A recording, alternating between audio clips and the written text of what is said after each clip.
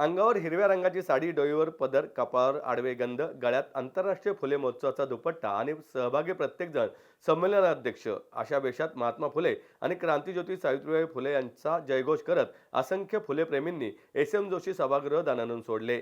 निमित्त होते नवी पेठ येथील एस एम जोशी सभागृहात आयोजित दुसऱ्या आंतरराष्ट्रीय फुले फेस्टिवलचे. भिडेवाडाकार, फुलेप्रेमी, कवी, संविधान दूत विजय वडवेराव यांच्या संकल्पनेतून देशातील मुलींची पहिली शाळा भिडेवाडा आंतरराष्ट्रीय काव्य जागर अभियानाअंतर्गत दुसऱ्या आंतरराष्ट्रीय फुले फेस्टिवलचं आयोजन केलं आहे. येत्या 5 जानेवारीपर्यंत हा फुले फेस्टिवल रंगणार असून महाराष्ट्रासह देश विदेशातून 800 कवी, साहित्यिक, विचारवंत, कलाकार यामध्ये सहभागी झाले आहेत. सावित्रीची सावली ठरली माय फातिमा, सोबतीने वाघीण लढली माय फातिमा, बुरख्या पलाळले तू पाहिलेस फातिमा आई, पाठी राखा बंधू उस्मान भाई या कवितेने फुलेप्रेमी विजय वडवेराव यांनी उत्सवाची सुरुवात केली. ज्यांच्या घरात नाहीत फुले त्यांच्या मनात येतील कसे फुले असा प्रश्नही त्यांनी केला. फेस्टिवलमध्ये गझल, मुशायरा, एकपात्री प्रयोग, शालेय विद्यार्थ्यांच्या नाट्यछटा, एकांकिका, सांगीतिक पोवाडे, महिला सक्षमीकरणासाठी लाठीकाठी, दांडपट्टा, प्रात्यक्षिक असे विविध उपक्रम होणार आहेत. जगभर फुलेप्रेमी आणि संविधान दूत घडवणे हाच याचा उद्देश आहे. त्यामुळे विविध उपक्रमांबरोबर 1000 संविधानाच्या प्रती वाटल्या जाणार आहेत. तत्पूर्वी ज्योतिबा फुले, सावित्रीबाई फुले, फातिमा बी शेख, डॉक्टर बाबासाहेब आंबेडकर आणि क्रांतीवीर लहुजी वस्ताद साळवे यांच्या प्रतिमेस अभिवादन करण्यात आले. संविधान घ्या, संविधान द्या हा उपक्रम व्यापक करण्याचा संकल्प करण्यात आला. येथून विचारांची शिदोरी घेऊन जा असे सांगत वडवेराव यांनी मी बोलत गेलो समतेची भाषा, ते विषमतेची गरळ ओकत राहिले, भुंकता भुंकता एक दिवस माझ्या मागे चालत राहिले ही कविता सादर केली. सर्वांना सस्नेह जय भीम, जय संविधान. आज दुसरा आंतरराष्ट्रीय फुले फेस्टिवल पुणे 2026चा दुसरा दिवस. आज सावित्रीबाईची जयंती.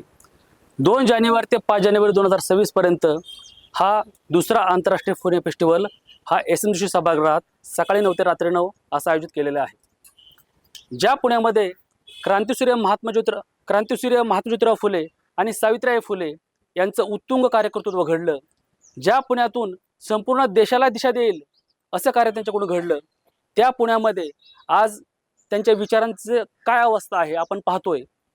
तर या जगभर हा क्रांतीसूर्य आणि ज्ञानज्योतीच्या विचारांचा प्रचार प्रसार करण्यासाठी, जागर करण्यासाठी देशातील मुलींच्या पहिल्या शाळेचा, भिडेवाड्याचा, देशातील मुलींची पहिली शाळा भिडेवाडा आंतरराष्ट्रीय काव्य जागर अभियानांतर्गत आपण महाराष्ट्रातल्या प्रत्येक जिल्ह्यात जिल्हास्तरीय भिडेवाडा कवी संमेलन घेतो आणि त्याचाच एक भाग म्हणून आंतरराष्ट्रीय फुले फेस्टिवलचं आपण आयोजन करतो. वर्षभर आपण प्रत्येक जिल्ह्यात जाऊन सावित्रीबाई फुले, क्रांतीसूर्य महात्मा फुले, फातिमा शेख, वस्ताद लहुजी साळवे, मुक्ता सावळे आणि डॉक्टर बाबासाहेब आंबेडकर आणि भारतीय संविधान याचा जागर करत असतो. या पुण्यामध्ये आम्हाला असं वाटतं की आजही पुणे हे फुलेंचंच आहे आणि फुल्यांचा विचार हा पुण्यात कायमस्वरूपी जिंकला पाहिजे.